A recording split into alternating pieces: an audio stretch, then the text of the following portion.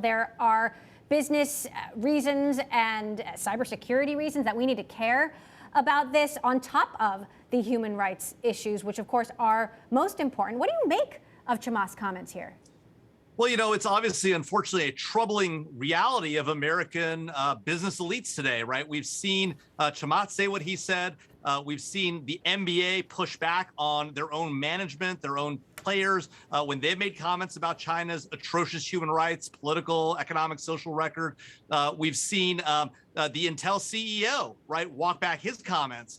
And it's very troubling because what we've seen is China has put pressure on business leaders. And I worry that Chamath's right, that a lot of people in the business community, the elite community, like to talk about it, but don't actually care, because at the end of the day, their economic interests are not aligned. And that's a huge problem, because at the end of the day, our nation's economic and technological and political and social interests are aligned with speaking out against these type of behaviors by the Chinese Communist Party.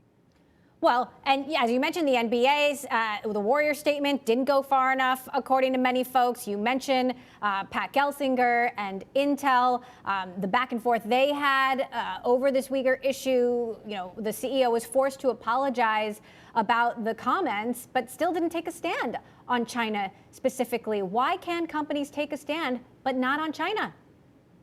I think part of it, Emily, is that China and the Chinese Communist Party is putting pressure on these companies, saying, look, if you want to invest here, if you want Chinese workers, if you want your products sold here or produced here, you're going to have to toe the party line. And the fact of the matter is that while in the short term, it may very well be in the economic interests of American companies or American CEOs or the NBA to walk back these comments, the truth of the matter is that the United States has been so productive and so successful as a nation, and technology, the Silicon Valley being at the heart of that success, is because we have the political and the economic freedoms we do.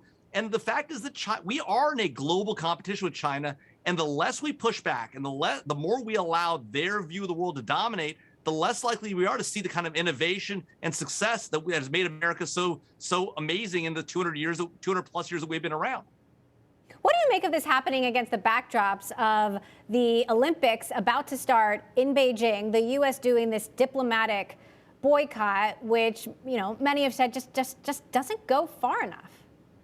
We're allowing our athletes to compete in these games, which is obviously good for the athletes, but it puts horrifically tough pressure on them, because now they're the only ones who can really stand up for American values. Our companies are going to be there. They're going to be sponsors of the Olympic Games. They're not speaking out. The U.S. government is engaged in a diplomatic boycott, but we haven't pulled our athletes. Now our athletes have to make a tough choice. Will they accept medals from the leaders of the Chinese Communist Party, or will they take a stand like Enes Kanter Freedom has, like Peng Shuai did in China against the abuse of the Chinese Communist Party? And if they do, what kind of penalty are they going to pay for that? And that's unfortunate. We put our athletes in this position, right, when our government hasn't had the guts to engage in a full boycott, and our companies are still being sponsors of these games. It's very troubling, Emily.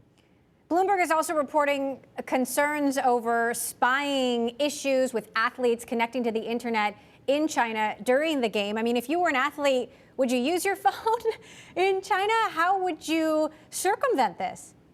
Yeah, look, I think the advice that's being given is the right one. Don't get on the Wi-Fi at the Olympic Village. Bring a burner phone. It obviously makes things difficult, but I think that's probably the right advice, because the chances are, if you bring up a device, you put it on the Wi-Fi, chances are you're going to go home with some amount of Chinese malware on your system, and that's going to allow them to take data back. The Chinese have been very aggressive in collecting information, not just on the U.S. government, but against American private companies. The IP theft is rampant, and there is a desire on behalf of the Chinese government to get access to devices and identify what's on them and use it for intel collection and potential human intelligence exploitation. So it is a challenge, and the question becomes now, as an athlete, how do I function effectively? I want to be on social media, but I've got this burner phone. How do I do that effectively? And that's the real challenge.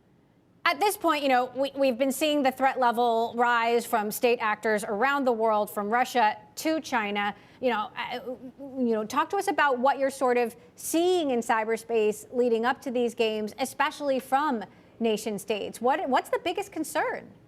Yeah. Well, look, I mean, people have often asked who's the bigger threat, China or Russia, when it comes to cyber domain. I think long run, China's the bigger threat in the cyber domain because of their capabilities, the skills they're developing, and frankly, the amount of resources and manpower they get put into the problem. Today, however, I think Russia's the most dangerous party because they have demonstrated a willingness to go after critical infrastructure, both directly and through proxies.